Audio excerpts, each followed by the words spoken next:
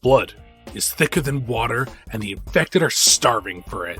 This week on Schedule for Launch, join me, Zach Walsh, as I welcome back Brandon to talk about the upcoming issue 3 of Avalon. Join the Castle family as the outbreak continues and pick up some really cool special holiday offers with this amazing Kickstarter. We talk about horror, family, and plans to come.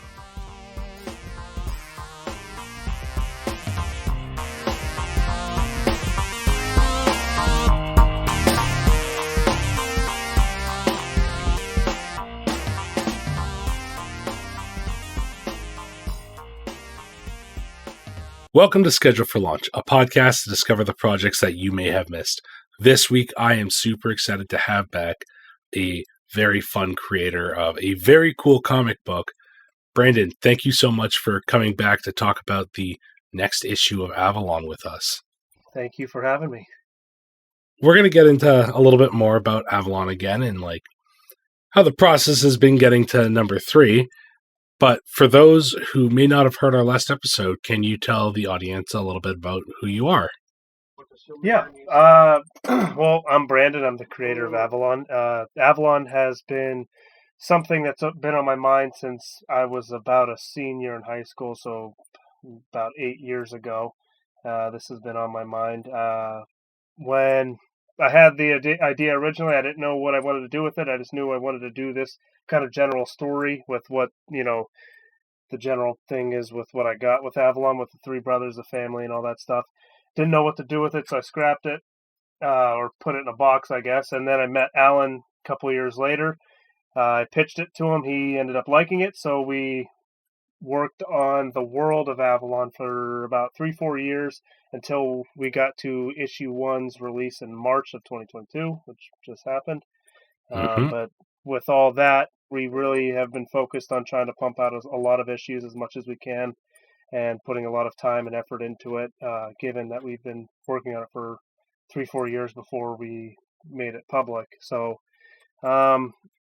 issue 1 was a good setup, we think, for everybody who's a new reader into Avalon. It sets up the characters, sets up the world perfectly, and gives you a good understanding of what to expect for future issues.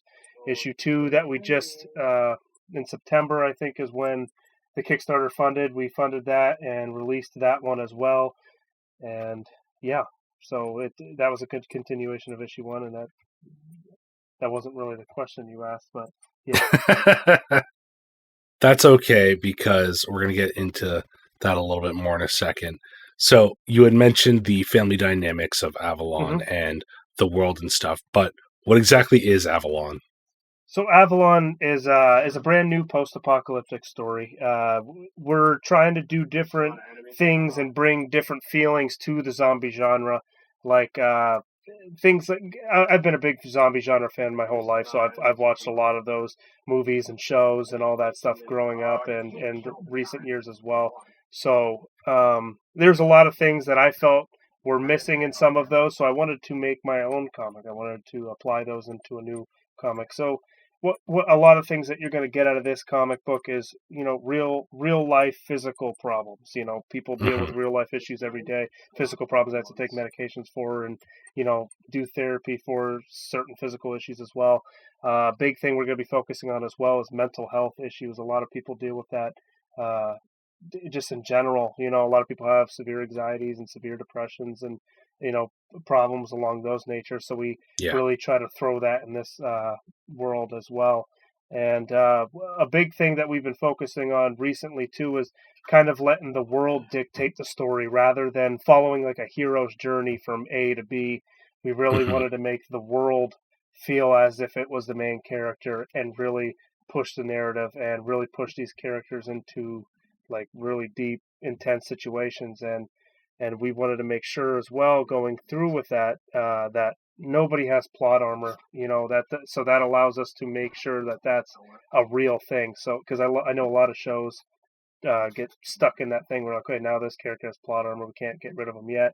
But we really try to make the world the main character, and that drives the story forward rather than the characters. Yeah. And I think one of the things that really lends to that world is the huge impact that the family dynamic and just relationships have, because I'm not going to, no spoilers, because issue 1 and 2 are phenomenal, but issue 2 starts to dive into that element a little bit more, and guilt about certain events and things that the reader doesn't know about yet. So, what are some of the things that we can expect for the Castle family come the third issue? A lot of things. And the third issue, you're going to get a lot more answers. And like a small little thing is with issues 1 and 2, you saw a split storyline between Andy and his friend and slash partner Miller, and the other half of the story was following the other half of the family. And with issue 3, you're going to be following Andy's storyline after the events of issue 2, and it allows. The reason we did that is to allow there to be more, like, what allows us to show you more what these individual characters are dealing with and having that impact and letting that drag out for the full Mhm. 24 pages, rather than giving each family about 10 pages or so uh, per issue. But with this, we decided to change it up a little bit for this specific issue to show the stress that Andy's dealing with, and also Miller as well with his own problems, and then really allowing that to breathe and having the reader feel for these characters more so than just kind of hitting them with action and chaos and all that stuff, allowing these scenes to kind of flesh out and also keeping that chaos alive, because it is a continuation from right where issue 2 left. Yeah, I was going to say, because issue 2 really leaves off in a very tense place. Yeah. So the realistically, so issue 3 is that kind of like the, not tension reduction, because it still feels like we're just getting into the thick of it, but it's some time to get to know the character a little bit more thoroughly then. Exactly like that. Yep. The chaos is still there. Obviously, if you've read it, you're going to know it's not, the chaos is not going to die right away. But like you said, and like I was kind of touching on as well, with, instead of splitting it up like we did with the last 2 issues, it was just chaos, chaos, chaos. Now we want to show you chaos and allow these characters, to the readers, to feel for these characters a little more, and doing that and allowing Andy and Miller to have the screen for, or I guess the whole book, the whole issue, to show what these characters are dealing with, the stress that they have, the relationship, the friendship that they have as well. So it just allows a lot of that to breathe on top of all this chaos that they're trying to sort through, because the readers learning it as the characters are learning all this stuff that's going on as well. So we thought it was important for this next issue for us to kind of give the spotlight to Andy and Miller specifically. I think that's an appropriate call too. One thing that I really appreciate about Avalon is that it seems like you as a team are willing to write some really intense stories that are accented by the infected outbreak here. Mm-hmm. There are some very heavy topics in this, it seems like, and we haven't gone into it too far with issue 1 or 2 yet, but it seems like there's a lot of mental health difficulties amongst the family. It seems there's some joint struggling over some sort of event, and that just might be me reading into it. But how did you all go about conveying those themes without really just plastering them all over the page?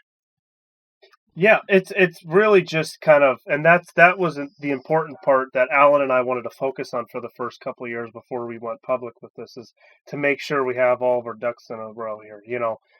We really wanted to focus on a bunch of these things, like you mentioned. There is a couple of characters that have to deal with mental health problems right out of the gate. You can kind of see that as you read that, and there's obviously some sort of fractured bond between some of the family members as well. So you see that early on.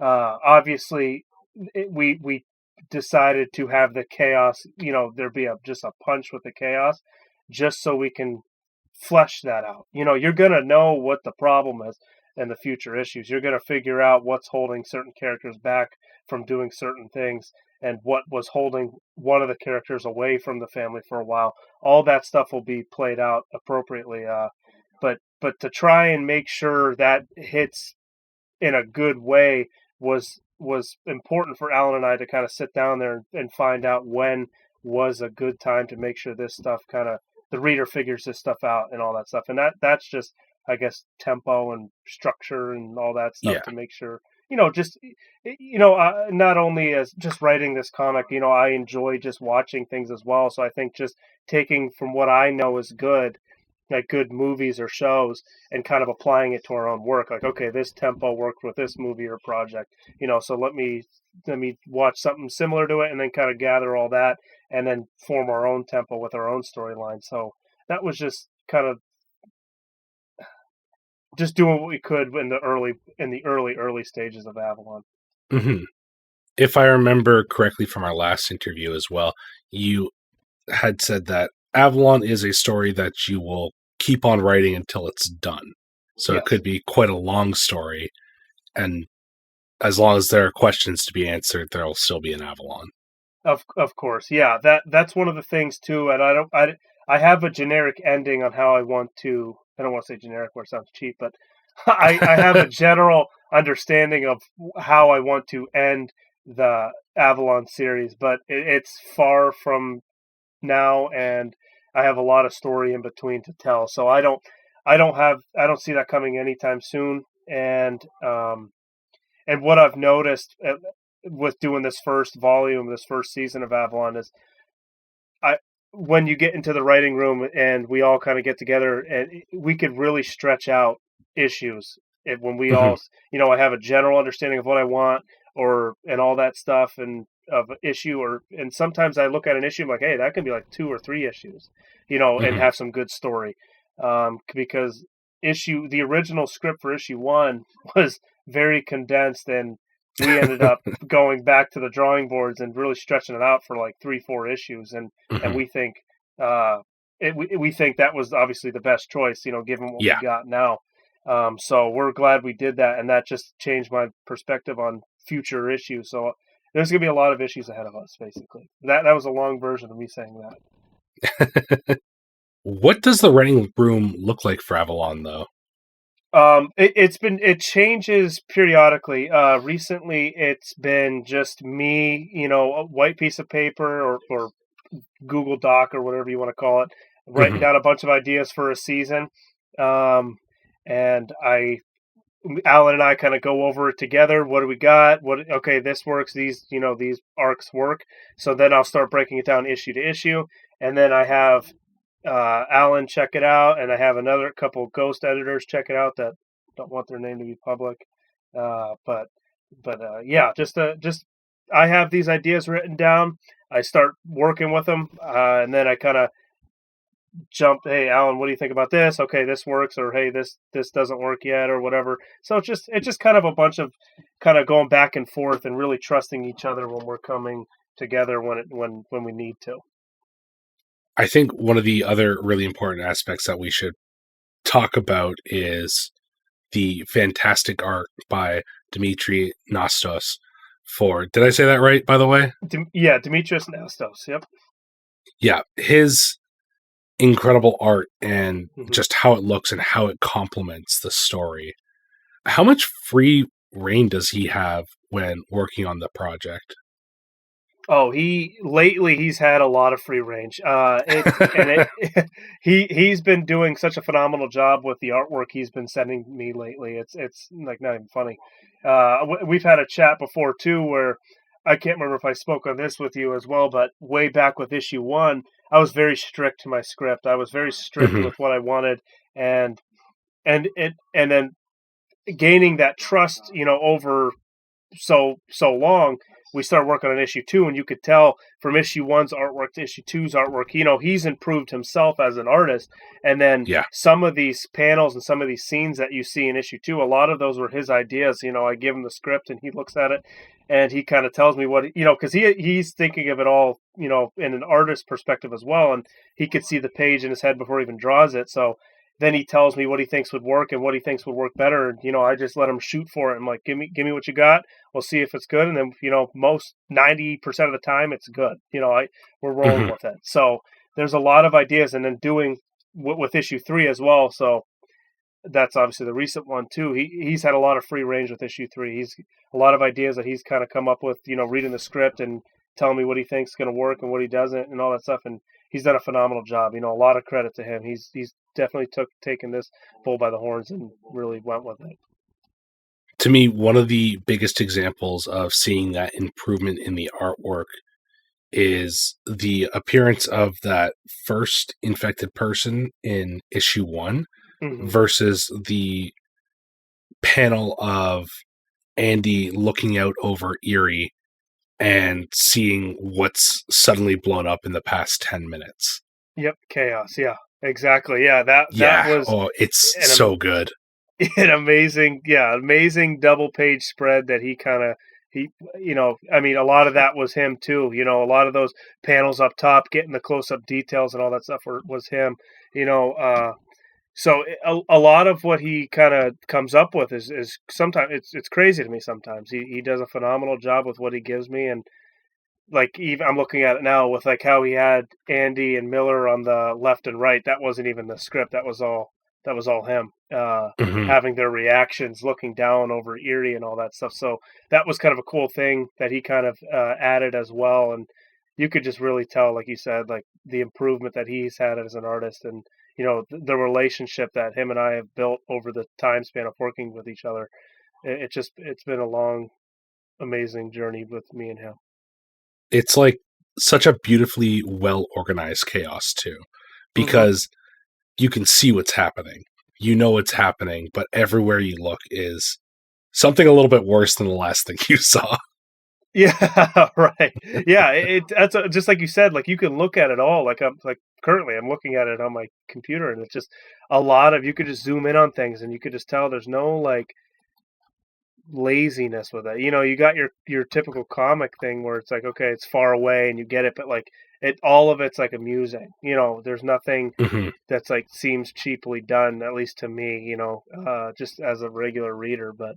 I definitely enjoy the way his art has, kind of evolved into this style where this speaks Avalon all the way. The story's a story, but half of it is in comics is looking at it, visualizing all this stuff and seeing it all. So it's definitely a big A+ for Avalon. The choice to use sparse color too, also just. I think it's a beautiful touch to it. It's so good, it pops. Yeah, he does a very good job with doing it. I never thought doing that would be a problem, because when I originally thought of it, was like, I wanted the blood, that was one of the things. I wanted the black and white, but I also wanted the blood color to be there. And it was scary looking at some of them, because before I even found him, because it's just like sometimes people don't do the red right, but he does a really good job with all of it, the grayscale, the black, the white, and then the red just pops in a perfect way, and just amazing looking. So, Brandon, for frequent listeners of this podcast, they'll notice that your last episode came out not too long ago, really. So, first of all, kudos to that, because that means that you're able to turn out the issue 2 pretty quickly. Yep. You had also mentioned sort of a roadmap to being able to make sure that Avalon comes out at a steady rate. And I know that you want to do a lot of issues, but how have you been able to get the Kickstarters going so quickly back to back? It's really about staying consistent, staying organized as well, because the only way you can start another Kickstarter is by fulfilling all the orders, and that was something. As soon as we got that money, we ordered every pack, all the items that we had in there and all that stuff. So getting that in a timely fashion, thanks for all those companies as well, because they sent them to me in good time. Getting all that stuff, having everything planned out. When am I doing this? What do I need? All that stuff. Getting it and shipping it out as soon as we could, and then really having him bang out these issues as well. As he's getting closer to finishing issue 3, now that he's been really banging it out, we've had a jump start, so it's been easy. Okay, now we got all this stuff done. Now we can get this issue 3 Kickstarter rolling. So it's just staying organized and making sure you're keeping up with everything you've got going and fulfilling everything and all that stuff. So doing what we can to keep it moving as fast as we can. I know the previous goal was 4 issues per year. Is that still the goal? Yes, for next year, we're looking at 4 issues next year, every quarter. That's still the goal right now. We're obviously getting these issues out in January. You know, the Kickstarter is, now, and we're, as soon as we get all that stuff's ordered, shipping them out immediately like we did with issue 2, getting them all out by January. We have to find the exact date in January that we want to do like a technical release for the whole public after the Kickstarter, and then move on from then.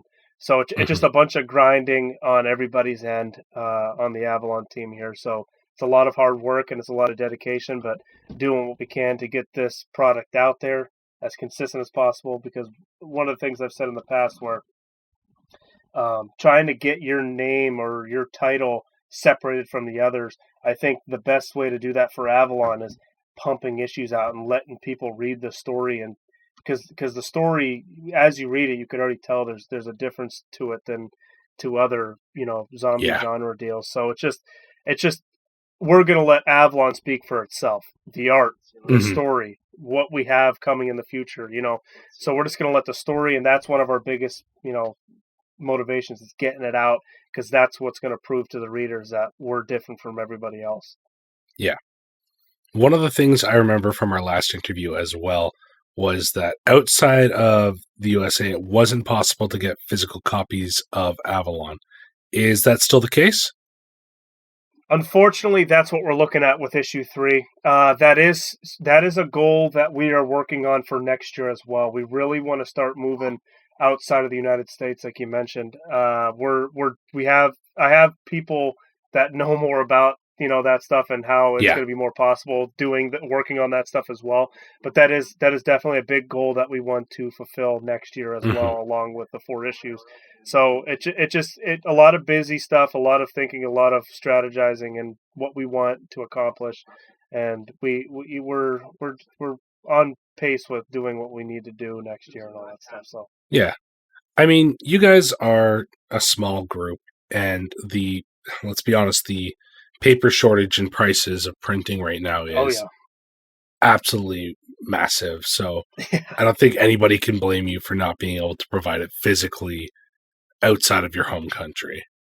Yeah, which sucks. It really does. Even with Demetrius being from Greece himself too, it's just like, I would love to get it out there and where his hometown and all that stuff, and have him sell his what he's working on there as well. That's another thing that we've been trying to figure out, how to make that possible.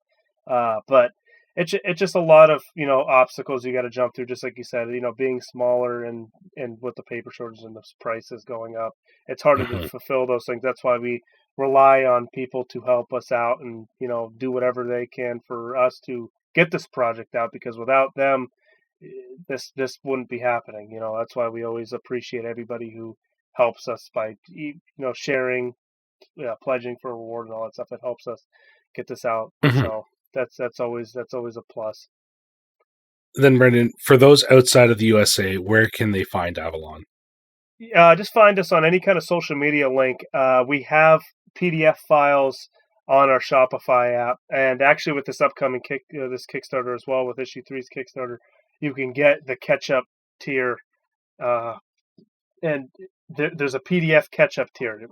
You get issue 1, 2, and 3 in PDF form for anybody, really. And obviously with the out-of-country people, that'll help the most for everybody. So so you can at least see what Avalon's about and see if it is something you'd be interested in, because once the crowd picks up outside the country, there's obviously more demand for it. So now we have to start making this a priority rather than just kind of trying to figure out when we can. So if there's a demand for it, obviously we gotta roll that way and figure it out some way, somehow. Speaking about demand, what has fan reception of Avalon issues 1 and 2 been like? Great. It's all been pretty great, and which is really awesome for me and just the whole team in general. It's always awesome to hear that somebody who picks it up and they take it and they're like, this is like actually like really good.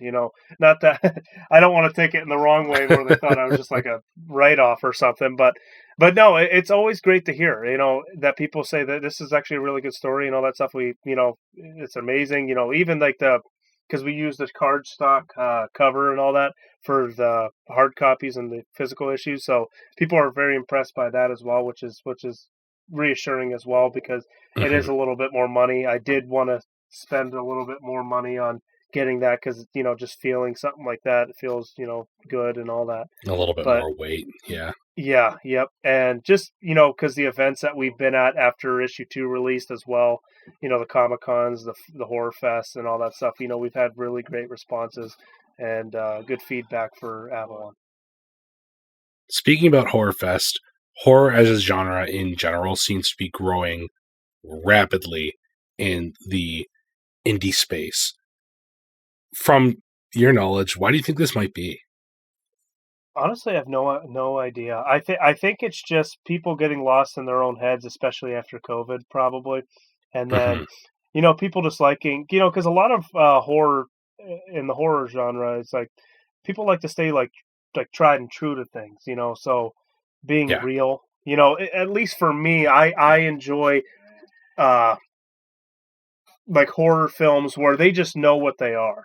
And they're not trying to fake anything because with those other kind of movies and all that stuff, sometimes people try to fake things. I think with the horror genre, a lot of people, for the most part, know what they are. Even if it's a corny horror film or book or whatever, they know what they are. They're not trying to be something they're not.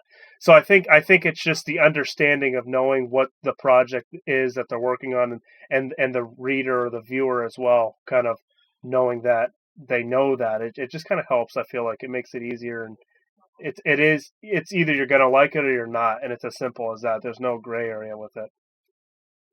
Okay, no, that makes perfect sense to me. Like, there's a lot of stuff, and I think that COVID also gave people a lot of time to expose themselves to different kinds of media, and B, let's be honest, there was like a silent dread amongst all of us. So, right. I think that you're right. It probably does come from that place. Yeah, I think it makes, at least to me, it makes sense. I don't know that for sure, but it just definitely makes sense because, with COVID, it's just the whole world was flipped upside down. So it allowed people to think different ways, and sometimes people went down that avenue, right? Yeah. Speaking of thinking different ways, lately we've seen a huge boom in the indie comic space.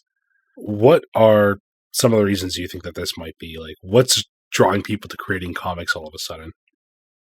I think it's, again, I don't mean to blame it on COVID, but I think it's a COVID thing. I think it's when people had a lot of headspace and people had a lot of downtime. People your brains start going a little wild. You want to just do something, so then you start writing something down. Maybe you start going back to your roots when you were a kid or a young teen, where you're like, okay, now I used to read these comics, so and then it just opens a door up that you never thought you could open up, because the real world before COVID was just every day's work. Everybody had that mindset where just whatever, day to day to day to day. So COVID allowed that, that your brain to work in a different way where you could, okay, maybe I can create and all that stuff. So I think that opened the door for a lot of people to do things. Just the general public, for new people doing it. I think that would be the basic answer for that. But I think just, simple as that, I would say. So currently Avalon is funding, and I was just wondering, outside of the catch-up tier, is there anything else that you're offering in the backing phases, or is it catch-up tiers? There are certain rewards, that's the word I'm looking for. Yeah, in this one. With this Kickstarter, we're really focusing on the exclusive items that people are able to get, rather than just selling the standard copies. With the issue 1 and 2, we were really just trying to get the name of Avalon out there and selling Yeah. standard copies and doing what we can to, make a lot of packages. But what I found Mhm. from talking to a lot of people with Kickstarter, a lot of people thought we had too many rewards in the past, which I don't, compared to some people's things, I don't think it was crazy, but um just so it made me think a little further. Like, so now we're really just focusing on the exclusive stuff. There's stuff like we're selling 2 exclusive covers on this Kickstarter. One's the cover is cover B, which you can get after this Kickstarter, but you could only get it at live events. Cover C, which is going to be the Christmas cover, you can only get on the Kickstarter. There's going to be things like the Castle family Christmas card, Christmas poster, a Christmas shirt, all that's just more exclusive to the Kickstarter rather than being able to sell it after and all that stuff. So Yeah. if you're a big exclusive person and you like to have unique things, this would definitely be the Kickstarter for you. Especially if you like the genre, and we're trying to stay true to it with all the art and all that stuff for people to collect and all that stuff. I'm really excited for everybody to see this Christmas cover too. It's really nice. I love the Avalon issue 3 Kickstarter logo with the title wrapped up in Christmas lights. Yeah. It's yes. both festive and haunting. Yeah, exactly, with the black and then the red. Yeah. No, I really liked what he did there. Quick side note for that as well is Demetrius says he hates doing Christmas lights. It's his least favorite thing to do. I don't blame him. But I was just dying because I don't know anything about like the art process and all that stuff. But I was just like laughing, like I have no idea. So it was just funny to me. It's it works really well for when this is happening, because I mean, winter setting right now, everything's going to shit, and Yep. you got those exclusives with the Castle family, so I think that's a lot of fun. Yeah, I think exactly like you said. It's a perfect word for this Kickstarter. It's a fun Kickstarter. It's not too serious. It's not too crazy. If you're a big collector person, if you're a big unique person, like you like to have like the OG stuff or the collective stuff, and this is a perfect Kickstarter for it. We just tried to take it back a notch and have fun with this one. Mm-hmm. Now, I also can't remember the exact amount. I know it's not a huge amount that you need to fund this Kickstarter, though. Could you tell the audience what you're looking for in Avalon issue 3's Kickstarter? Yeah, we're looking for $800 only for this Kickstarter. It's way less than the last Kickstarter, and the reason being is, like I said, this one's really strictly just for the exclusive stuff. If people like to get the exclusive material, exclusive prints and all that stuff, then that's really what we want to focus on. Making that money would be able to fulfill those goals. Also, it helps us do with other avenues and printing our standard copy. It gives us some money in that perspective. We're obviously making money off of sales of issue 2 here and there as well. But obviously, this is for the exclusive stuff. We need as much help as we can get. If you like the project and you want to see this come out as frequent as possible, the more the better. As soon as more comes, more issues are going to come more frequently and all that stuff. So that's obviously our goal. Like we mentioned earlier, after next year, our goal is, monthly releases. So it's just doing what we can as soon as we can and really pumping things out. So it's important for everybody to spread the word when they can as well. So as long as more people see it and see what the uniqueness of this comic compared to others, it's important. Mm-hmm. So I know that PDFs typically get finished up a bit earlier because printing's not a thing that you have to worry about there. Right. So what's the rough turnover for the PDF rewards on a Kickstarter? The PDF version will come out.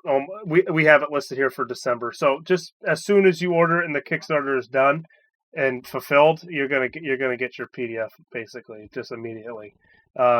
That gets done like even with issue 2 for the last Kickstarter.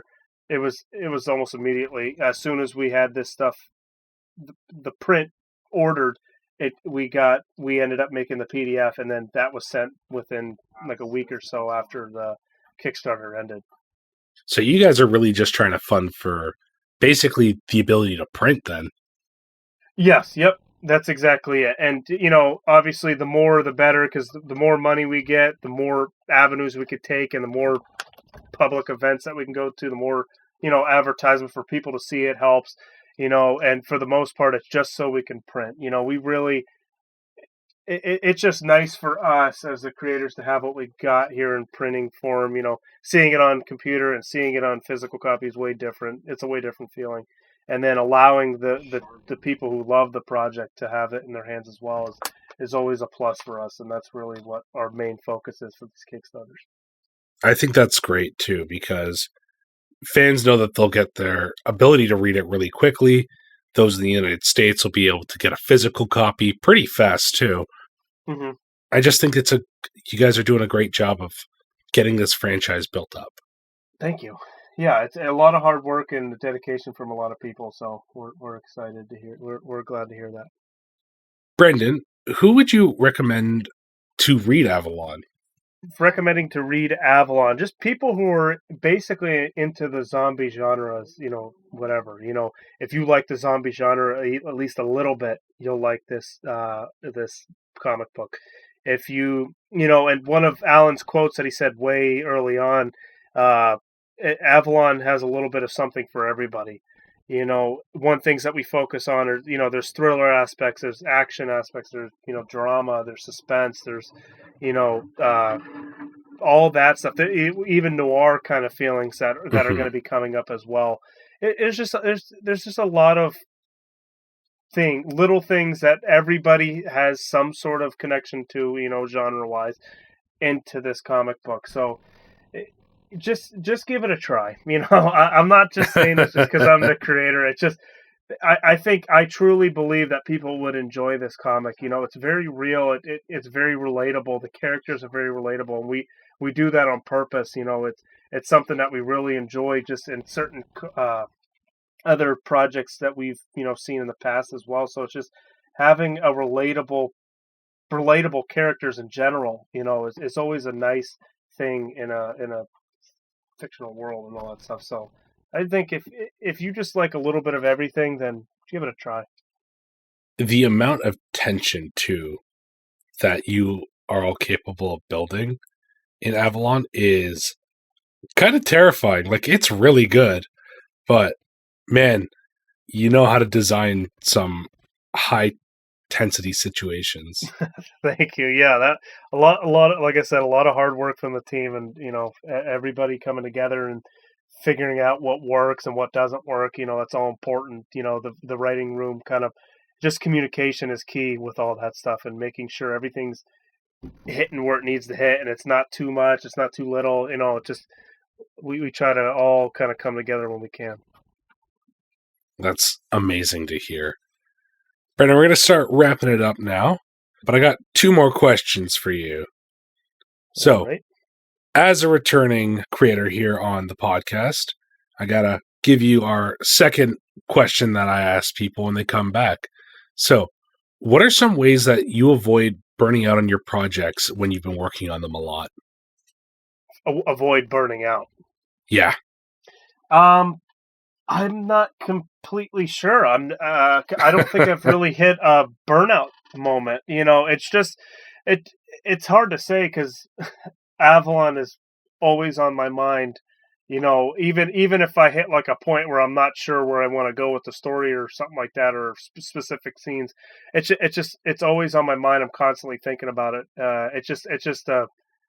To me, it's a necessity. I need to do this, story. I need to get the story out. I really, honestly, I wish I could answer your question, but I don't know. I really don't know how. If you hit a burnout and you're not sure what you want to do, then I don't have the answer for you. I guess just maybe find a way to end it in a good way while it's hot. I don't know. Because you don't want to make it suck and then have people get over it. I feel like if you're hitting a crappy part or you're burned out of a certain project, end it while it's on its high horse. I don't know. I don't think I've hit a burnout with Avalon. That's totally fair, though. Avalon is so intrinsically tied to you as a creator, so it makes sense. Yeah, it's just constantly on my mind. I can't. It literally it is me. Avalon. It is everything that I am. In different ways and pieces and all that stuff. Mm-hmm. It's got a little bit of you in it, and it shines through. Right. Yeah. Okay, final question. Brandon, where can people find out more about you and Avalon? All right. You can find us on basically any kind of social media outlet: Facebook, Twitter, Instagram, Patreon, Shopify, all that, Redbubble, all those things. Kickstarter. You just find us on one of those social media outlets. There's always going to be a link tree connected to it. Click the link tree, save it, send it around, do what you can, and you'll have all of our links in one spot there. We're basically everywhere. Just look for big capital red font Avalon. That's us. As always, audience, those links are going to be down in the description down below. If you want to learn more about Avalon from Brandon and my first conversation, that'll be down there below as well. So you can go and listen and find out a little bit more about the basics and intrinsics of this really cool project and why it's currently one of my favorite comics that is coming out. I'm really excited to read more of it. Brandon, thank you so. Oh, no problem. It's super good. It's really good. I love the art style, so I have no issues saying that at all. Brandon, thank you so much for joining me on the show this week. No, thank you very much for having me. It's always a pleasure to come back. It was great to have you back. And audience, thank you for joining us once again. Brandon and Avalon issue 3 are currently scheduled for launch real soon. So click on that top link in the description and go support them.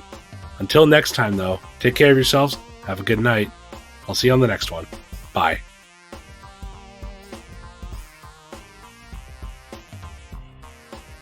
Thank you so much to Brandon for joining me on the show once again. Avalon is genuinely one of my favorite reads right now, and the storylines that are already coming out have me really interested. If you're a fan of the zombie genre, I highly recommend it. This is a must read, so please check those links in the description, get that catch-up backup level, and just enjoy Avalon. It's really cool. You'll love it. And thank you for joining me once again, audience. I know that my voice was a little off in this one. Pretty obvious. I was sick at the time of recording, but I'm doing much better. I don't know if there's going to be an episode up next week, though, as recording with Zach Brew fell through due to some technical difficulties, but I will have a lot of episodes coming out in the near future, as a lot of people have reached out to me, and a lot of them actually are recommended from you. So get excited to hear some really cool creators. As for Terminal Rain, that's still in development. I'm not sure what's the best way to get it out to all of you in a fair and timely fashion. I'm working on that, and there will be more information once it's ready. Until next time, though, take care of yourselves. I'll talk to you real soon. Bye.